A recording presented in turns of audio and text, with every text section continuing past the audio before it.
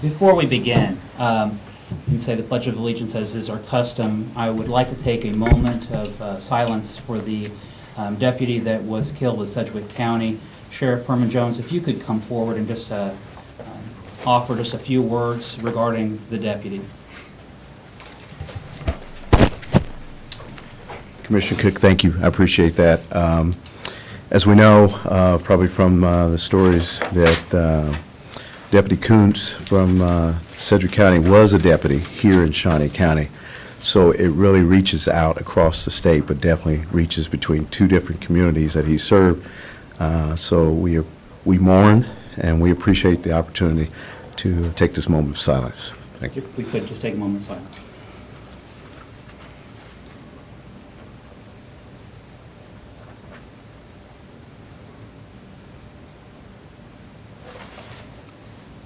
Thank you. Thank you, sir. We could now begin with the Pledge of Allegiance.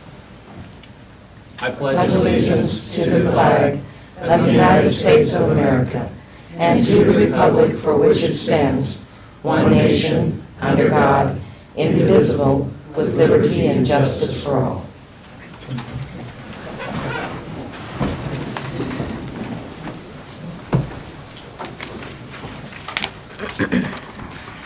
Good morning. Welcome to the September 17th, 2018 meeting for the Shawnee County Board of Commissioners. My name is Kevin Cook. I serve as the chair of the Shawnee County Commission. Joining me today is Commissioner Shelley Bueller. Good morning. Good morning. And Commissioner Bob Archer. Good morning. Good morning. Madam Clerk, if we could begin with our first item. Our first item is item 3, consent agenda. There are 3 items on the consent agenda. Are there any questions? I'll move to approve the consent agenda as presented. Second. Motion to approve by Commissioner Archer, second by Commissioner Bueller. All in favor say aye. All opposed? Motion passes 3-0. Our next item. Item 4, new business. A, County Clerk number 1, consider all voucher payments. Vouchers are totaling $1,614,522.50. We have a large amount of expenditures under sales tax, $621,039.00. There are 3 items: Central Mechanical Construction in the Expo Center, Horse Tarot and Karst for the Expo Center, and McElroy's for the Expos for Land and Arena for the boiler replacement. We also have the detention facility with Cries and Health, $263,551.18, and then a number of projects under building and maintenance, totaling $169,635.81. And again, most of that is in Maynard Conference Center. So if there are no questions, I'll move approval. Motion to approve by Commissioner Bueller. Second. Second by Commissioner Archer. All in favor say aye. All opposed? Passes 3-0. Our next item. Item A2, consider correction orders. I'll move for approval of the correction orders. Second. Motion to approve by Commissioner Cook, second by Commissioner Bueller. All in favor say aye. All opposed? Passes 3-0. Our next item. Item B, District Court number 1, consider approval of request to advertise and fill the staff attorney position that is a county employee position. Judge Anderson, are you here to fill in for Judge Wilson? Yes, I am. Okay. Mr. Chairman, Commissioners, we are here today to ask for approval to advertise and fill our research attorney position. Mike Obermeyer has announced that he's taken a job with the Kansas Supreme Court as attorney to review petitions for review. Mike supervises all of our law clerk staff. It's an integral part of our operation, and we're asking today for consideration to advertise and approve and fill that position. Now, again, just for information, this is a position that actually falls under the authority of the Office of Judicial Administration. It's their responsibility, but due to funding cuts with the state, they were not able to continue the position. And given that Shawnee County has such a high volume of civil cases, this is a need for the district court. It's a critical need. Several years ago, there was a change from payment for this position from the Supreme Court or the judicial budget, and the county undertook the obligation to fill this position. We have in our jurisdiction many cases that have statewide implications, and it's critical to have a well-oiled machine to help the court do our research. Research attorney will supervise several of our students that are employed part-time clerks, kinds of things that come up. During the course of a felony jury trial, there may be a legal issue while the judge is on the bench. We call on our research attorney to coordinate some quick research and help us on some of our more complex civil cases. Absolutely essential services are provided, and we've been very appreciative through the years that the Commission has supported us in this request, and that's where we're here again. After 4 years, Mike has decided to take a different position. Can you Any tell other- us why Shawnee County winds up with a lot of these high-profile civil cases of statewide impact and not other counties? Well, under our rules, people have the right to file, pick the venue being Shawnee County, because we're the state government. A lot of these cases are filed here, so we have the opportunity and the burden, however you wish to look at it, of managing some of the cases with statewide implications. So again, that brings us back to the need for a well-staffed court, and Mike's position, or the research attorney position, is critical. And some of those high-profile are state education, constitutionality of statutes, application of statutes. Yeah. Things just, I'm working on a case right now that insurance commissioner is challenging the sweeping of funds, special fee funds, to the general state budget. Things like that. We have multiple cases. Judge Tice has a very complex insurance matter right now in front of him. But statewide implications on many of our cases, and again, it's how we're set up, and being here in the state capital of the state, we're called on often to decide very complex cases. Commissioner, other questions? No, thank you. I'll move for approval of the request. A second. Motion to approve by Commissioner Cook, second by Commissioner Bueller. All in favor, say aye. All opposed? Passes 3-0. Thank you very much. Our next item. Item C, Public Works Solid Waste. Number 1, consider approval of a project budget in the amount of $533,000 for the Southwest 37th Street Bridge over a tributary to Shunga Creek, with funding from the 2017 countywide half-cent sales tax and the Public Works Special Bridge Fund. Good morning, Commissioners. Tom Flanagan, Public Works, Solid Waste. This is the project budget to replace the bridge over tributary to Shungadunga Creek. It's located on Southwest 37th Street, near the intersection it makes with Indian Hills Place Drive. This is a existing 30-foot span, steel beam span bridge, and I've got a couple of slides I'd like to show you, which will help illustrate the reason why this project needs to be done.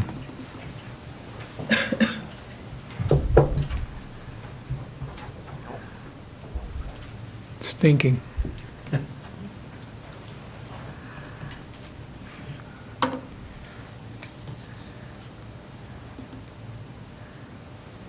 Right here's an example. This is 37th Street. This is at the east abutment of the bridge. We're already developing a hole in the deck, and that will only progress and get worse. And here's the reason why. As you can see, the steel girder beams, that is a hole through the web in the steel right here. This is a hole through the web. If you will remember the Willard Bridge, this is one of the things that we were fighting up there. The floor beams had deteriorated to the point where the webs of the steel beams had actually, holes had developed in them. And this causes the bridge to be rated as structurally deficient, and it currently has a sufficient rating of about 23.7, which is similar to what we had with the Willard Bridge, but then the Willard Bridge continued to deteriorate, and we got even lower than that. So that is one of our major problems with this structure, is the steel. Here's another example. This is the flange, or the underneath side of a girder beam, And right in here, that's the flange, and you can see that the rust is already starting to eat that away. Just above that, you can't see that, but there's also a hole right in here.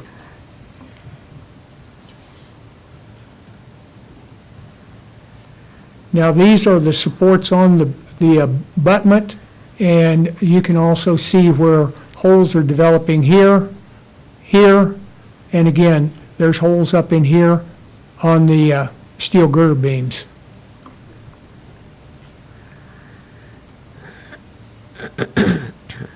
The deterioration is pretty significant.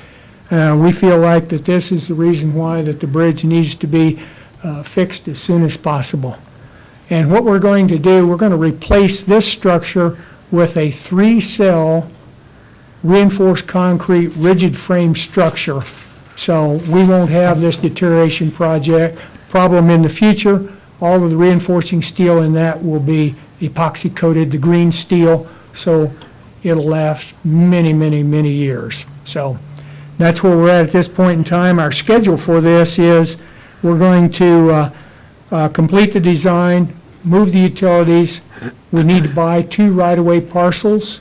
We should do that within the next couple of months, and then get on with construction, bid letting in January, probably start construction in February to be complete by the time the asphalt plants open up in the spring of 2019. And funding for this project will come from funds from the countywide half-cent sales tax and Public Works Spatial Bridge. Be happy to answer any questions you might have. Tom, while we're doing the repairs, are the bridges still safe to drive over? Yes, sir, it is.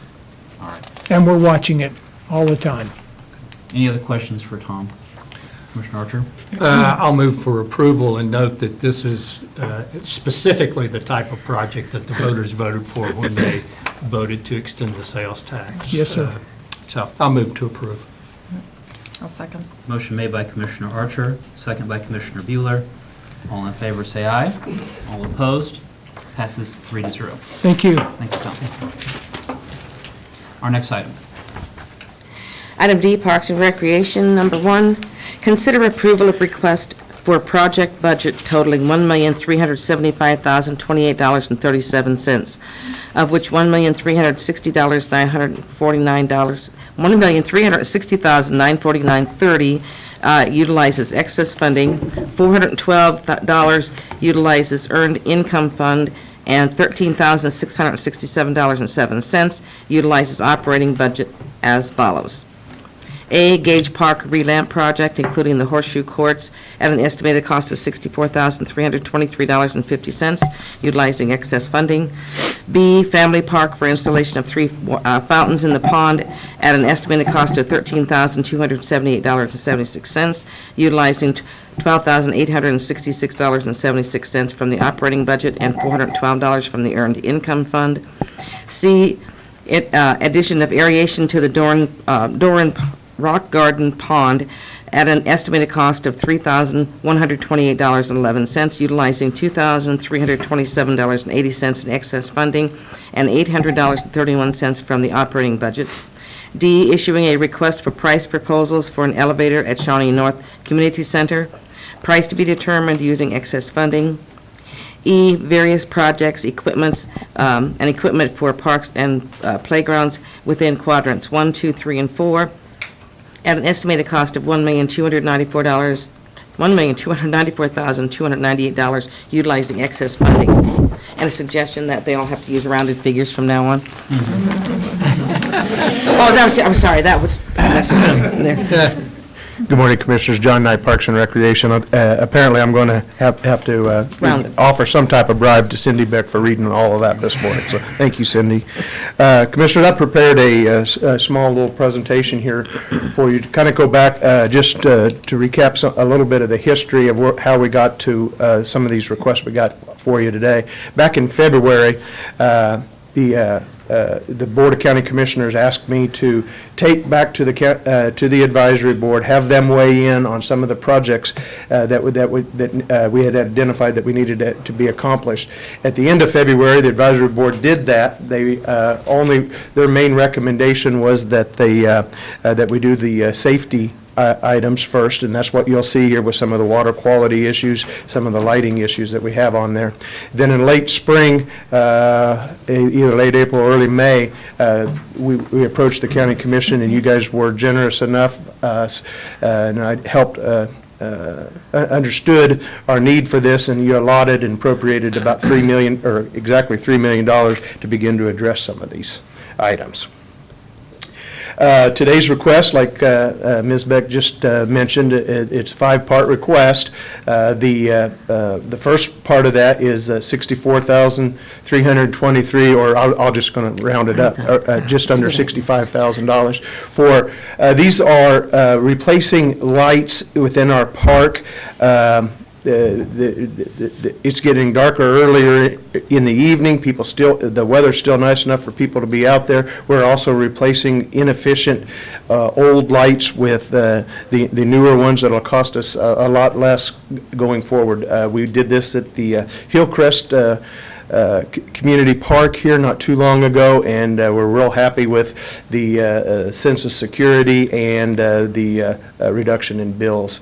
If you have any specific questions about that one, I can have John Boyd come up and answer some of those. But then to move on to the second part of this is the pumps. We had a severe case in numerous bodies of water this summer with the blue-green algae, trying to aerate the water to keep that kind of fresh. That goes direct to water quality. The issues with the blue-green algae is that if animals get into that, it can be harmful to the animals and people too. But so that is a safety and a water quality issue. Not only are we wanting to do that in Family Park, and to be up front, these are 3 ponds that are surrounded by the Cypress Ridge Golf Course, and also ponds in Gage Park that are near the weddings. I think, if you'll remember, we had a fish kill earlier this summer as well at the Gage Park one.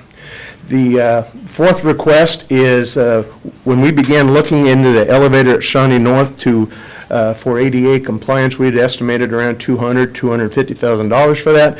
As we began looking into that, the numbers that were coming back were closer to $500,000. So I'm asking the county commissioners today to just let me do a priced proposal and see if somebody can come in with something, and then I'll come back to the county commissioners and we'll decide whether or not how much we want to be able to spend, or what is feasible and what is not up there.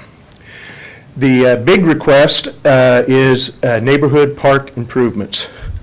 This has been an item, the news has picked up on this. I've been talking with them over the weekend, and it addresses 18 parks that will be improved. And I'll kind of go through some of these, and if you have any questions about that, then I'll be glad to answer them.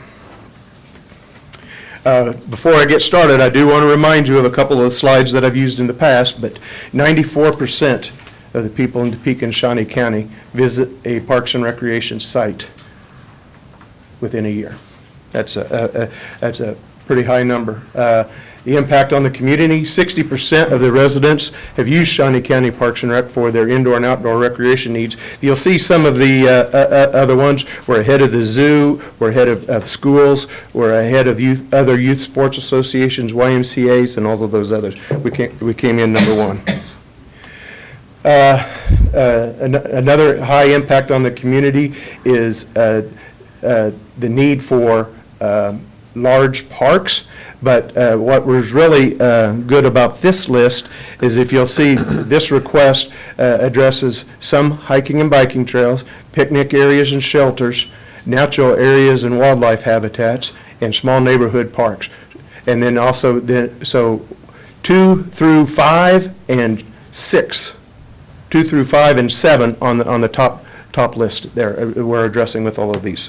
And this was what the people in Shawnee County surveyed wanted in their parks. Another slide that I like to show is that 87% of the people that we surveyed felt that it was either very important or somewhat important to continue and increase funding for the Parks and Recreation and see these improvements. Since I've been, since the master plan has been put in back in 2015, I got clear direction from the county commission that they wanted a thorough business-like approach, smartly, sustainably trying to develop these parks instead of just going in and fixing something and then moving on. To help develop this facility and land use management policy, it was called for in the master plan implementation. The master plan implementation also called for us to research and investigate the accreditation. This next week, several of us will be heading to Indianapolis to see if we are successful in our accreditation application. But then also, we developed a facility and land use management policy, which I'll briefly touch on here, but I think addresses the need to show the public that we are thoroughly looking at each one of these requests before we do them. I don't want to go too much farther than to thank this commission, because back in 2015, you guys adopted and made part of the Shawnee County Code that you expected Shawnee County Parks and Rec to fulfill the master plan and work within the guidelines set out in that master plan. That's been very helpful. We have advisory board members, we have people from the public who try to may want have their own vision, may want to go their own direction, but the master plan has kept us on course, and we think all of these requests are directly in line with that. Real quickly here, that chapter in the CAPRA accreditation, this is everything that's covered in that chapter. A few weeks ago, we had a presentation on the fleet management plan. And this one here fits right into that category as well, on the maintenance and operational management standards and also the preventative maintenance plan. So when I take all that, then we sit down annually, administrators and I, and we come up with a strategic plan. This was also presented as part of the master plan. But the very first thing, the very first chapter of the strategic plan is the strategies for land, and 1.1 of that is to, the older I get, the harder it is to read. In existing parks, upgrade aging park amenities, add new improvements, provide quality maintenance based on community expectations, departmental maintenance standards, budget parameters, and available park improvement funding. The very first item on there, incorporate an asset management plan. That process is in place. We're using that on useful life. As you saw in our presentation on the fleet management plan, useful life is probably a better indicator than just life expectancy. For instance, at what point should we may be able to keep things going, but should we keep things going? I think if you remember some of the pictures I've showed of cobbled together picnic tables and all of those type of things, maybe it had passed its useful life. The other things, numbers 2 and 3 on there, we've already been addressing, but I thought before we started improving any of these parks, we needed to identify parcels, and I have a question mark by it. I think it is 32 parcels that are not parks. So we should, just because we have a piece of property, and there'll be people tell you that every piece of property that Shawnee County Parks and Rec has ought to have a playground on it. That's not true. There's 32 for sure that should not have a piece of playground equipment on it. So we narrowed that list down, and then from there, we were going to try to take between 8 and 12 parks per year, thoroughly bring them in, have a committee review them, assess them on site, and make recommendations for what we do going forward. Since the successful acquisition of $3 million, we are able to do 2 or 3 more years. As you can see there, in 2018, we were to have Betty Phillips, Central Park. I won't read all of those to you right now, but we did the final 3 columns there, all that's in front of you today. To briefly explain some of this facility land use, I'll just grab one of those there, is staff, advisory board members, members from the public may come in, and we would go and we review a site, but we don't just review the site for what we see. An example might be if we take an aerial view of a park and across the street is a church, and down the street half a block is a school, both of them having playground equipment in it. Is it smart for us to put another set of playground equipment in at taxpayers' expense? I say no, and that's what you'll see in some of these plans. So we smartly plan some of these type of things. Each of these also have varying degrees of volunteers who may step up. I know that Collins Park, I know there's some other ones around that are very interested in also adopting the park and helping us manage those things going forward. So all of these things are the different ones that we pull in. Also, I think another important one to bring up is the our development of our standards. We have a design standards committee put together so that, and I'm sure you get the questions, what, a picnic table costs $1,500, I can go out to Lowe's and get one for $300. Well, you can, but we'll replace that $300 one a lot more. So we've set up standards. These are the equipment. This is the stuff that we would put in. Another thing that we address in here is eliminating the efficiencies, or excuse me, improving the efficiencies on maintaining these parks. For instance, you'll see picnic tables log chained to trees. I don't think that's an appearance that any of us like. You'll see picnic tables with nothing underneath them where they get dug out, a little rain gets underneath it, water standing underneath it. We're putting all of this stuff on concrete, cleans the park up, makes it easier to maintain, and continues to go. Things like trash receptacles, picnic tables, benches will all be placed on some type of concrete or hard surface. I kind of began talking a little bit about this, that what is an IMP? It's an individual management plan. We're trying to set up a schedule where we'll identify 8 to 12 parks per year, assess those, and our intent would be to then return in every 5 to 7 years and review it again to see if there's other improvements that need to be made then. And some of those others I've already covered there about the standards and the visual needs. I think that's important, and I don't know if we'll have gotten all the information that you or that you believe the public needs to know, but I do have more information if you need it. But this whole process should provide you guys a very thorough responses to any questions you may get from the public. So what are we doing? We're addressing 18 parks or parcels. We have Aaron Douglas Art Park that we're estimating that we'd spend around $9,500. Austin Park, about $154,600. Bentley, I won't read through them all, I'll just read through the parks, but we're going to address Bentley, Betty Dunn, Clarion Woods, Collins, Eastboro, Eastgate, Hughes, Huntoon, Lindblom, Major Palm, well, Lindblom's on there for 0. Major Palm, Matthews is on there for 0, I'm sorry. Meadowwood, Potwin Circles, Robinson, and Terra Heights. The ones that are on there for 0s just means that we're not investing any major dollars into there, where there might be some minor adjustments made to some of the parks. I broke it down this way as well, too, by the improvements by the types, having the same kind of thoughts that Cindy Beck had a little bit ago. As you can see, I already on these costs started to round those up. So, and I know Commissioner Cook would have caught that if that column didn't add up along the side there. But what we're doing is sport courts, resurfacing, extension of sport courts. We're going to spend about $48,000 that go to that. Amenities, things like benches, bike racks, drinking fountains, grills, picnic tables, trash receptacles, all of those type of things. We are estimating around $141,000. Concrete may be some of the things that I mentioned earlier, maybe extensions to trails, maybe some parking and sidewalk access to some of our equipment, about $261,000. Fencing, irrigation, lighting. Another big one is addressing some parking lots. Right now we have a couple of parks that we don't have sufficient parking for. Plant material. We even have, part of our design standards are identified toilet enclosures.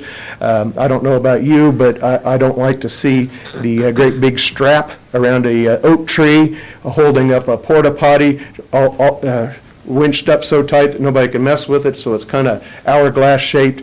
We're going to build small little structures that go around, and anybody who has these porta potties, we're going to place them in there. We're going to clean the parks up, make them look a lot better than some kind of gigantic strap around a tree.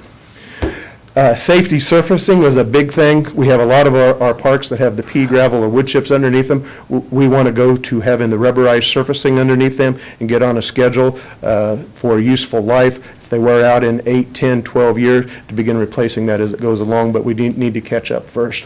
And then also, there's quite a few sports amenities that we wanted to put in, about $35,000. All that adds up to about $1.29 million. I want to show you a couple of pictures of some of them that we had already started on. As you can see here, this is McKinley Park. We didn't have all of everything done, but we had quite a bit of it done. As you can see on the bottom picture there, that is Vivian Hill with Teresa Miller. Vivian Hill purchased a memorial bench, and that was the person that we bought the land from that made that, because McKinley Park was a perfect example of an overbuilt mini park. An overbuilt mini park. There was way too much stuffed into there, costing us much more than what it should to maintain and operate it. The times people were spending there were between an hour to 2 hours, but it had attractions there that was trying to keep people there 8, 10, 12 hours. But you can see how the concrete has really dressed some things up there. New signage, and I do want to point out, you can't hardly see it, but way back there in the back by that tree is a very good-looking red-headed guy. He looks like he could use a little exercise, but that brown bottle that he's holding in his hand is A&W root beer. I just want to make sure you guys know that if you guys look into that. It really is diet. Here's a couple of pictures of some trail extensions that we've gone back in. As you know, a lot of the Shunga Trail began back in the 1990s. Concrete has a life too, and we're beginning to replace sections of worn out concrete. In fact, it's already becoming popular. You'll have to take my word for it that the people think it's popular too, but I have evidence that the geese think it's popular as they stroll down our trail. Some of the other ones that have happened, and this is what you'll see in some of the other parks coming up, you'll see we've made some major improvements to Blaisdell Pool, also the Hillcrest Pool. We also did quite a bit of work at Old Prairie Town, the new fencing, the Sheldon study. All of these also show that we're not just using taxpayer dollars for these, we're also using private dollars and private investment. Our foundation is working to develop an endowment for the preservation of the Sheldon study as we speak. With that being said, I'd be happy to answer any questions or go into further detail if you would like. John, just a note, several times during the presentation, you made the comment that the residents responded 94% had visited the parks. I just want to clarify that it was actually the respondents of the survey, 94% of the respondents of the survey. And you did have a good return of the survey. Yes. But just to clarify, that 94% of the respondents of the survey had indicated they attended parks. And it was a scientific or statistically valid survey as well, but I take all of that those comments in stride. I did have intro to statistics twice at Bethany, but I never did finish either one of them, so I'll gladly take any advice you've got from me. Well, much like you, I took it twice, but I did complete it both times. Awesome. So, all right. Horseshoes. The zoo master plan calls for the possible future expansion of the zoo into where the horseshoe area has been. The horseshoe pits have been there since 1902, but I mean, this is the only location they've ever had.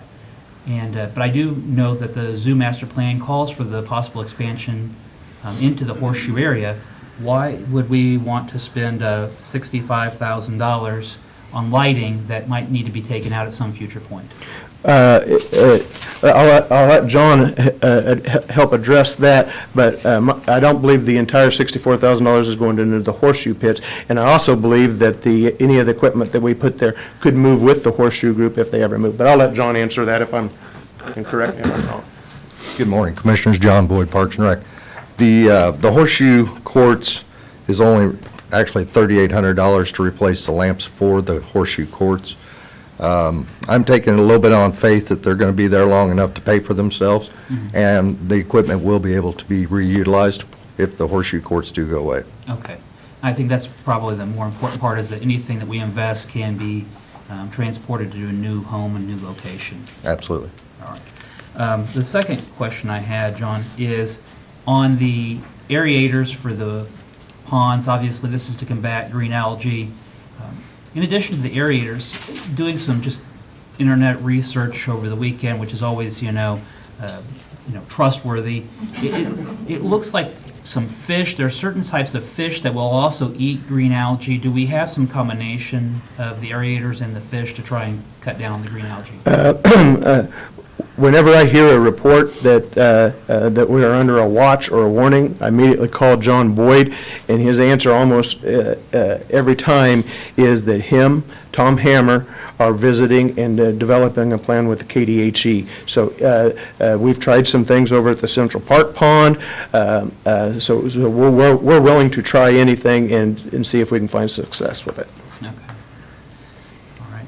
And then, Commissioners, do you have, all that other commissioners have questions? Commissioner Bueller, Commissioner Archer?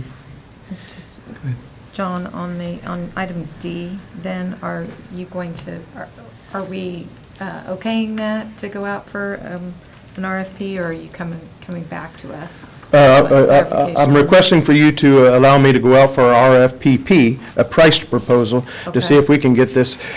At some point in time, I think the question will be asked is, how much is too much? How much is the value of the building? Do we just stop having programs in there? And I don't know what that number is. So that's why I wanted to go out for price proposals, see what we come back in, see if we can find something that may be feasible, and come back to the county commissioners.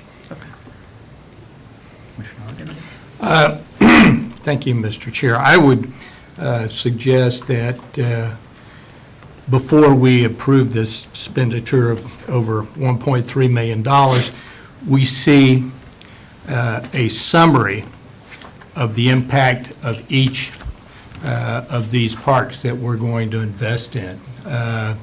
We've got an individual management plan, but if I go to Clarion or I go to Collins Park, what impact, what am I going to see that's different and improved based on this additional money that we're spending? So I'd like to defer consideration of this for a week and give John an opportunity to summarize for each park the benefits that the public's going to see from the expenditure. Is that something you'd like to also be made public before we have that? Because I do have, at the risk of being boring, I did not go into all of the details, because each one of these imps is about 2 or 3 pages long. I do have some of that with me here today. Well, I don't think we need to talk about every page of the imp. We need a summary of what impact we're going to have in passing this in Collins Park, in Clarion, in Aaron Douglas Park. What is going to be the difference that that the public's going to see when we pass this? Okay. Does that make sense? So your request then, Commissioner Archer, is a request to defer until Monday, the 24th? Or, is that correct? If I may not be, I won't be able to be here on Monday. Okay. But I could have this ready by Thursday. Okay. Can we take it up on the 20th? Sure. I just think the public needs to see where we're spending our money and what we're getting for our money and the impact in the different parks. And I know we've got a spreadsheet that shows already where we're spending our money. I just want the public to understand what's going on. Okay. And that's a motion to defer until Monday, or Thursday. Commissioner Bueller, are you okay with? I don't have an issue with it, Good. no, that's fine. All right, so motion to defer by Commissioner Archer. I will second the motion, as is the custom. If the commissioner needs a reasonable amount of time to have clarification or additional information, all in favor say aye. All opposed? The motion then, we will defer the item and take this back up then on Thursday, the 20th, to continue. Ms. Beck, sorry, you get to read it twice. He's going to round them up by then. We're also not going to read them. Right? Hold on a minute. All right, Thank you, Mr. Chair. so motion passes 3-0. Our next item. Item D2, consider approval of request to utilize 2018 contingency funding to pay 2 invoices from Torgerson Electric for repairs to Dornwood Field Lights and Shawnee North Field Lights due to copper theft, and approval of a project budget for a new security pulse system for Dornwood Field Lights in the amount of $35,982.04, with a monthly monitoring fee of $80 per month to be funded through the Sports Division operating budget. Good morning, Commissioners. John Knight, Parks and Recreation again. Just so you know, I did yesterday, if there was ever any doubt about my commitment to Shawnee County and Parks and Recreation, I got a call from Hannah Brandt with Channel 27 who wanted to meet me at 3 o'clock at Dornwood Field. What was going on at 3 o'clock yesterday was the finish of a very exciting Chiefs and Pittsburgh Steelers games. Obviously, she has come up through the news branch, not through the sports branch, or she would have waited till 4 o'clock to interview me. But anyway, my DVR worked, so all is good. With that being said, last week, the county commissioners had an item on about the Expo Center and the enormous costs, not just to the county, but even to the public on copper theft. My staff had been working on this for a while. I thought this was really good timing that we come down here, but we've had the same issue with some of our ball fields occasionally. The one that we have the largest problem with is Dornwood. If you recall, we came in last spring as we got ready for the season, only to find that they had stolen our copper. And I think that Dornwood, where it sits right next to an 80-acre natural area, it's kind of a lot more secluded, so this would be a great spot to begin some of this. But when we came back in to make the repairs from their attempt to steal our copper, it cost us about a couple $1,000s more than what this alarm system is costing us. That's going to be, I have a small presentation here today. I'm going to let Sean Osborne come up here and introduce them. But we want to, what we want to do is to either defer or deter this from happening in our parks. Again, and if this works here, we may use this or similar solutions other places as well. So I'll turn that over to Sean now. Morning, Commissioner. Sean Osborne, Parks and Recreation. John's right, we do have a presentation with Tom McKeon, and he is with Lexus. It's not the car, it's a different company, but it's Lexus. So Tom, if you'd like to come up. I think this would be good to have the presentation just to kind of give you guys an idea of what we're looking at. And that. Hey, good morning. Tom McKean with the Lexus. I thought I'd just show you a recent news story that was done on Channel 5 News about a month ago. Copper thieves are targeting something many drivers rely on across the city, and now it's creating a dangerous scenario. Now, 41 Action News reporter Andres Gutierrez shows us what thieves are focused in on. PODOT says copper thieves are once again setting their eyes on light poles like these, looking for a quick buck, and it's costing you, the taxpayer, a lot of money. Sometimes areas that are repaired have been hit again in less than a year. Mark Summerhauser, who oversees Casey's Scout, says the thieves aren't only ripping out copper wires, but fiber optic cables that cost at least $20,000 to replace. The situation is similar to a rash of thefts they experienced in 2011. At the time, they tried out a number of deterrents, including motion cameras. The reality is you end up seeing deer, animals, sometimes trash on the freeway would actually trigger the motion cameras. Now it's getting its aiming points. Which prompted them to reach out to Alexis, an electronics company based in Olathe. They gave us a call and said they had a problem, and we already had made remote monitoring equipment for other assets, primarily in oil and gas. The company designed and patented the Light Guard and the Light Guard Pulse to deter criminals. If there were a disruption to the power, this would turn red, and then they would be notified that there's been a problem, and they could dispatch somebody out there to see what's going on. The units are worth between $1,700 and $2,300. They've been very helpful. Some of them, the local law enforcement have done as much as taking fingerprints on some of the evidence. Since rolling out the equipment, cities like Olathe have installed a handful of units downtown. Meanwhile, across the state line, MoDOT is considering adding more units, but are also asking the public to remain vigilant. Again, there shouldn't be people out in the middle of the night crawling around on the highway. The president of Alexis told me that Kansas City, Missouri is doing a pilot program using their technology. Reporting along Highway 71, Andres Gutierrez, 41 Action News. That's just a recent news story, and the application for that is for roadway lighting. Obviously here, the application is for the park lights. And I did bring a brief presentation to show.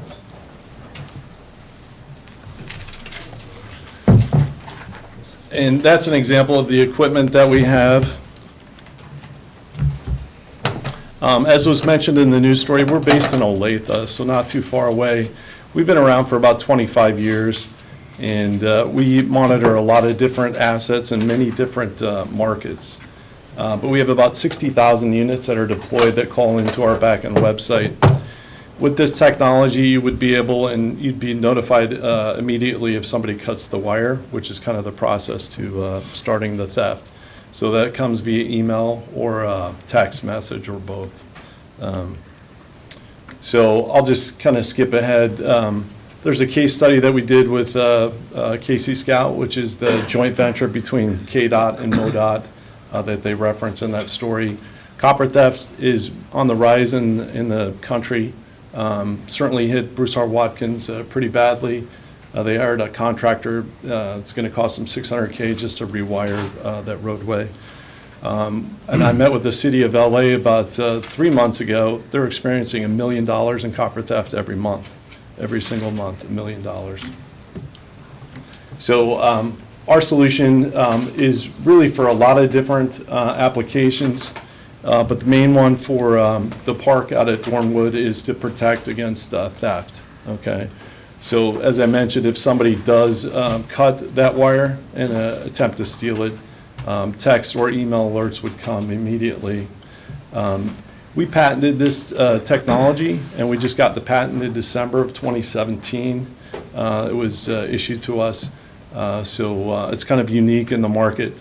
A lot of times companies can monitor lighting if it is energized, but when it's not energized, when there's no power on the actual wire, the little black piece of hardware that you see there, it's called a transponder. That communicates with our unit when the park light is not being utilized. And if somebody cuts the wire today, nobody will know about that until the lights need to come on again. If they cut it while this system's deployed, you'll know immediately. So there's a lot of different things I could tell you about our company, but I think those are probably the relevant ones. So just to make sure that I really understand, Dornwood is kind of off by itself, and in the off-season when people aren't playing and there's not there every day using the lights, even if the lights aren't on, this little box is going to send a signal if it's cut or somehow the signal is blocked. That's it, right? So it communicates with our unit, which is deployed at the load center. So that gets deployed right next to where the switches are. And if that communication is cut, you'll know immediately, as fast as it takes to receive a text. Okay. And then would each then pole have one of these? Correct. And then for, I mean, what's the cost then, I guess, what would be?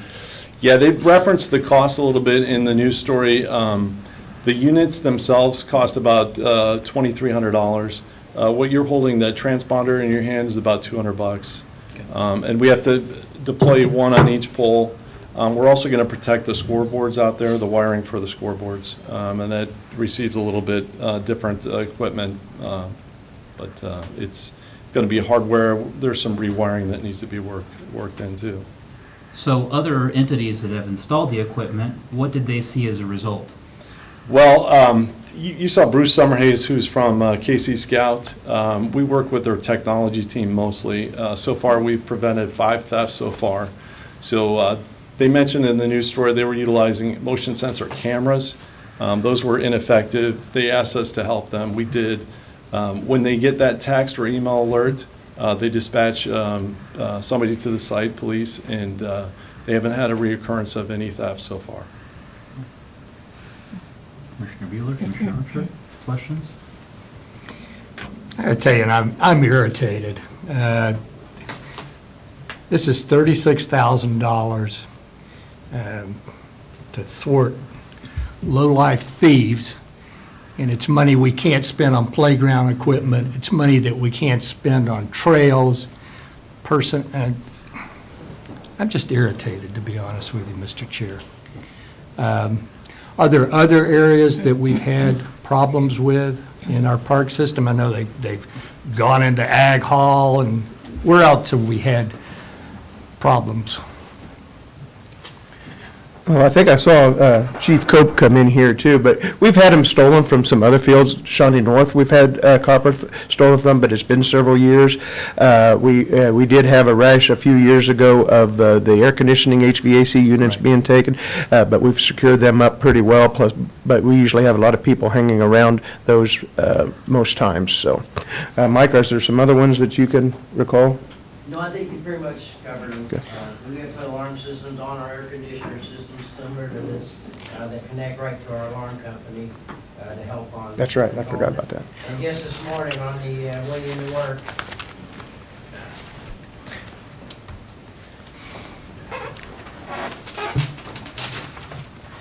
Mike Cope, Chief of Police for Shawnee County Parks and Rec.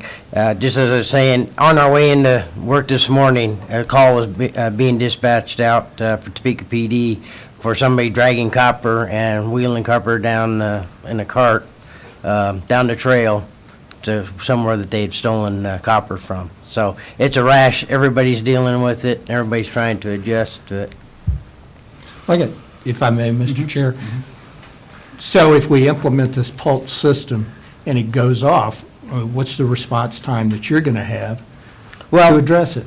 What we're going to look at probably more than likely is if it's in the middle of the night when the text comes through or the mail comes, we'll probably immediately call dispatch. I've talked to dispatch to see if there's a currently system in process that they could take the text or the email. And at this point in time, just through the short conversation we had, it's probably not a feasible thing right now. They're tied up on calls, they're not always checking their emails. But Melanie would have to be a person to address that aspects of it. But as soon as we get the message, of course, if it's 2 in the morning, I'll be getting into uniform, responding out. I'll be also on the phone with dispatch to advise them that we've had the alert out there. I do not live that far from Dornwood Park, so that's a nice convenience. Commissioner Archer, I might also just add, it's very frustrating knowing that the Topeka Police Department has a substation 3.5 blocks away from Dornwood Park. That's a good point.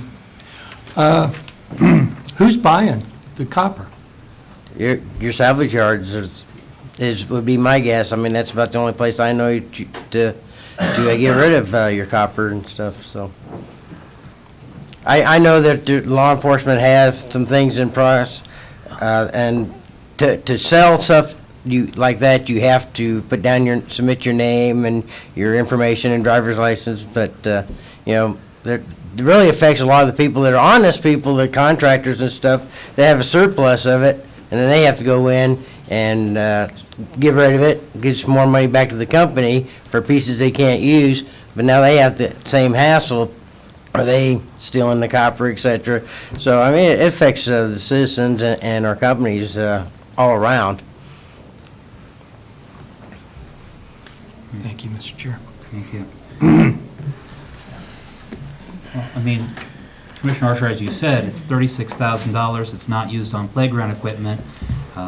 There is a monthly monitoring fee that we see of $80 a month, but I guess you also look at the copper theft cost $50,000, and if you were to look at the Ag Hall last week and how much that added up to, for just a little bit of copper that they would have gotten out of the air conditioner units. So it's unnecessary, unfortunate expenditure of our current society. My question's more on sole source, and can you explain why it is sole source? There's no other business that has this technology? And that we But could I compare, can answer. and that we could compare Yeah, sure. cost? So there are other systems that are out there that monitor, and mainly for roadway lighting applications. But they only work, as far as monitoring goes, if the circuit is not energized, or if it's energized. So if there's power running to it, they can monitor. If there's no power running to it, no system exists except for ours, which we just got the patent on in December of 17, so at the end of 2017, that's able to monitor circuits when they're not energized. And it's a safety issue, so one way to protect it is to go ahead and energize your lines all the time, but if you have contractors out working, I mean, they could get injured or worse if they hit a line like that. So if the park's not in use, the lights go off, we're still able to monitor the wire, and we have the patent on that right now. In many services, we look at a countywide approach. Should we do that now instead of just focusing on Dornwood, but perhaps in the financial administration area, we can look at total countywide issues and have a countywide systematic approach? Does that make sense at this point? See, Director Greiner. I mean, we're getting hit at the expo, at our Parks and Rec facilities, and this looks like a problem that's not going to go away. Well, this is certainly something we can do. I think that as I understand it, the situation with light poles is a little different than those with air conditioning units. That's not to say that there's copper theft, obviously, Yeah. in both of them. So we can certainly look at that. I don't know, as he said, that this is, they have a patent on this type of an item. I don't know if we would be able to get any volume discounts because of that, but it would certainly might be worth looking at. I think this is a good start, though, to address. So I'll move for approval of the expenditure. I'll second. Hesitantly, yeah. It's unfortunate that we have to spend money on something like this, Yeah, but it is. I agree. I think this is a huge cost just for one location. Mhm. And so I agree, looking at it in its total application to facilities might be something to look into. It does look like a huge cost, but each field, when you put lights in, is about, on a baseball field, is about $130,000 for each field, and each scoreboard's about $10,000 or $15,000. So times that by 4, it's $35,000, around 10% or less. Well, it sounds like we're going to pass this, and I would ask Officer Cope to coordinate and make sure this works, that we're not spending money for nothing, that there is a response, and it is set up that it's quick.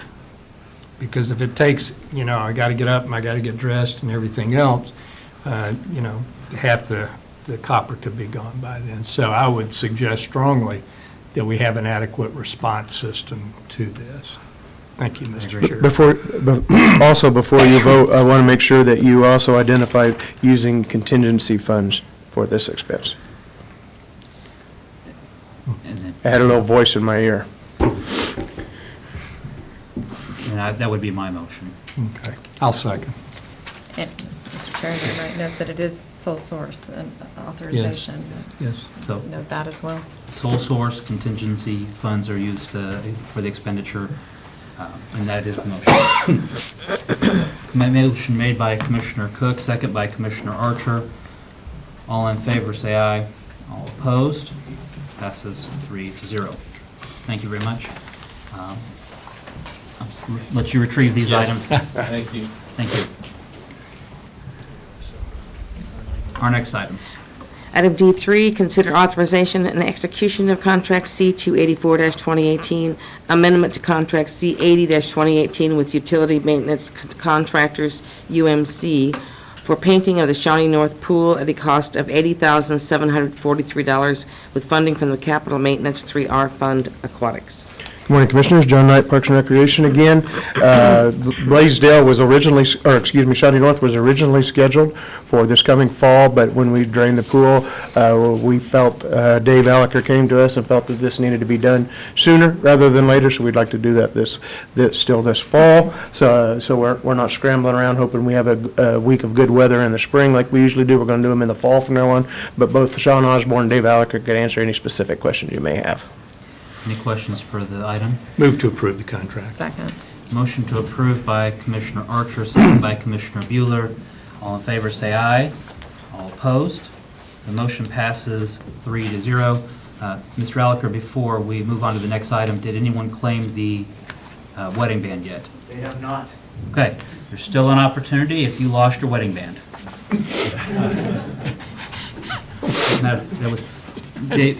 There was at the draining of the Blaisdell pool, if you want to make sure. This has been kind of like the fine Waldo of this wedding ring. Before we drained the Blaisdell pool, we saw something shiny in the dive well, and we were draining it the next day. It was after our dog swim. We found a wedding band, and we've been trying to find the owner of that wedding band ever since then, and it's been kind of a mystery for the public and for the media, and we have not found them yet. So if anybody has a description of a ring that they've lost, give me a call and give me the description, and then we will go from there. All right. Thank you. Interesting. Madam Clerk, our next item. Item D4, consider authorization and execution of contract C-285-2018 with Play Power LT Farmington, Inc., for purchase of playground replacement parts at a cost of $3,443.20 with funding from the 2018 operating budget. Commissioners, this is an item that to use these people for purchase. There was terms in an agreement that needed your signature. Be happy to answer any other questions you may have. Any questions regarding this item? Move approval. Motion to approve by Commissioner Bueller. Second. Second by Commissioner Archer. All in favor, say aye. All opposed? Passes 3-0. Our next item. Item D5, consider awarding the bid and authorization and execution of contract C-286-2018 with Stage Line Mobile Stage, Inc. for the purchase and delivery of a mobile stage to include the training and additional equipment at a total cost of $149,275 with funding from the Shawnee County Parks and Recreation Foundation. Commissioners, this is in front of you, as the clerk just read. This is being paid for by the Shawnee County Parks and Rec Foundation, which uses private funds that they've raised. The reason it's in front of you is because the Shawnee County Parks and Rec could be the owner of this. We would charge fees for its usage. We would keep those fees, and we'd take care of it. The equipment would be Shawnee County Parks and Recreations. If you have a more detailed question, Sean Osborne is here, can help answer some of those. Any questions regarding this item? This is a pretty sophisticated piece of equipment, isn't it, Sean? Can you tell us a little bit about it? Yeah, when the bids came back in, and we had a couple of companies bid for it, two of them bid was a base bid, and that's basically like the shell that we used to have. There was nothing, there was no bells, whistles with any of it. That's why we went with option 2 with Stage Line. They do have a handicap accessible elevator. There are some other things that go with it of sound and different things of that nature, so it is a huge upgrade compared to what we had. Yeah, particularly the audio system, I thought. Yes. Was very interesting. Okay. I also might note that at a couple of the trade shows I've been to recently, the operation of the Stage Line is very much more efficient than several of the other competitors. In fact, on their display, they like to show that one person is setting it up while their competitors have 2 or 3 guys setting it up. So a lot of electronics pull it around, so it also the cost to operate, maintain, and provide it to the public will be less too. I'll move to approve the contract and note that it is funded by the Parks and Rec Foundation. Second. Motion to approve by Commissioner Archer, second by Commissioner Bueller. All in favor, say aye. All opposed? Passes 3-0. We are at an hour, Mr. Chair. Pursuant to our health and wellness policy, let's take a moment to stretch. Stand, Madam Clerk, our next item. Item D6, consider authorization and execution of contract C-287-2018, amendment to contract C-308-2016, allowing for the extension of an additional year with Sunflower Paving, Inc. to provide miscellaneous concrete repairs throughout the park system. Commissioners, your last commission meeting, you approved the extension of some contracts for services. This is a similar type one in which Sunflower Paving, we went out for bids for these services, but they're willing to maintain that same price for another year. So staff has then visited with them and put that document together that's in front of you this morning. Be happy to answer any questions you may have. Any questions regarding this item? I'll move for approval. Second. Motion made by Commissioner Cook, second by Commissioner Bueller. All in favor, say aye. All opposed? Passes 3-0. And I would like to mention that that is a good feeling when you're standing up here and then everybody in the audience stands up. We could make that a habit for every one of my items. Maybe not. You notice we're not applauding, John. Thank you, Commissioners. Thank you. Our next item. Item E, Administrative Services, number 1, consider authorization and execution of contract C-288-2018 with underground storage to provide document storage and shredding services for Shawnee County until October 31st of 2021. Betty Griner, Director of Administrative Services. You will remember that we went out for bid for our document storage and our shredding services, and I do want to thank Jonathan Brazon in the Counselor's Office, who did a great job of negotiating for the county on this. I believe we did receive a very favorable storage fee from the process of going out for bid on this. There is a couple items besides the favorable fees. I will also just mention that the contractor has agreed to waive its new item fees for accepting county's storage materials that will be transferred from the county's current storage provider, which that is a big deal because any department that wants to move their storage and recognize the advantage of these storage fees will have to pay to get them out of the current one. And then if they had to turn around and pay, a new item fee at the new place, it takes some time to recognize any benefit from those new fees. So they did waive that for a period of 120 calendar days. So this is for a 3-year period of time with the ability to extend it if both parties should desire to do that. Also on this is shredding, and I believe we will also, from our research and looking at what different departments in the county was paying for shredding, I think we will have a substantial savings from that also. And this does include a certificate of destruction with the shredding. So with that, I will be happy to answer any questions. Any questions for Betty? This time, is there a motion? Move approval of the contract. Motion to approve by Commissioner Bueller. Second. Second by Commissioner Archer. All in favor, say aye. All opposed? Passes 3-0. Thank you. Our next item. Item F, Commission, number 1, consider canceling the October 18th, 2018 meeting. And I understand this is a request. As Commissioner Archer, you will be attending as our delegate for the intercity visit to Chattanooga. And so at this time, I would move for the canceling of the October 18th meeting. Second. Motion made by Commissioner Cook, second by Commissioner Archer. All in favor, say aye. All opposed? Passes 3-0. Our next item. Item 5, Administrative Communications. This is an opportunity for any department head or member of the public to address the commission on any item.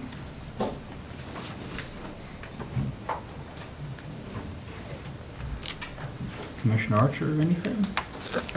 No, are you not going to Chattanooga? Oh, Mr. Chair. I don't know that I'm going to be able to. If my schedule allows, I might have to make the arrangement, but I'm not sure I'm going to be able to. Okay. That's it. Thank you. I don't have anything, thank you. Thank you. Beautiful weekend. Hope you guys all took advantage of the weather. It looks like it might be rainy this coming weekend. So now is the time to make all those preparations for the winter. So start thinking ahead. Our next item. Item 6, executive session. There is a need for an executive session today for personnel matters of non-elected personnel, specifically for the interviewing of the Director of Public Works position. And so this would be a motion to adjourn into executive session until 11:30 a.m. with no action anticipated. Second. Motion made by Commissioner Cook, second by Commissioner Bueller. All in favor say aye. All opposed? Passes 3-0. We are in executive session until 11:30.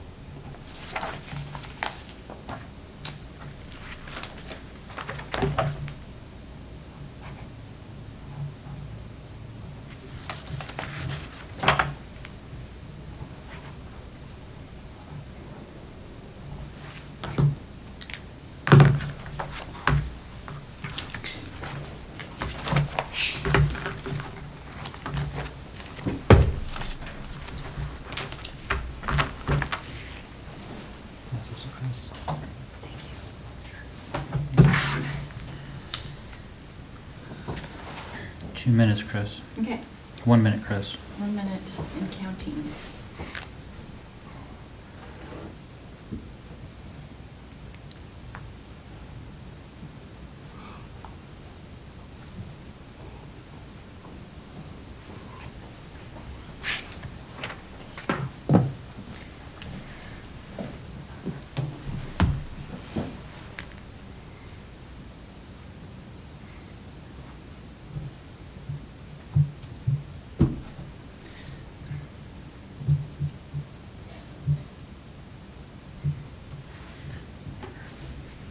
You ready?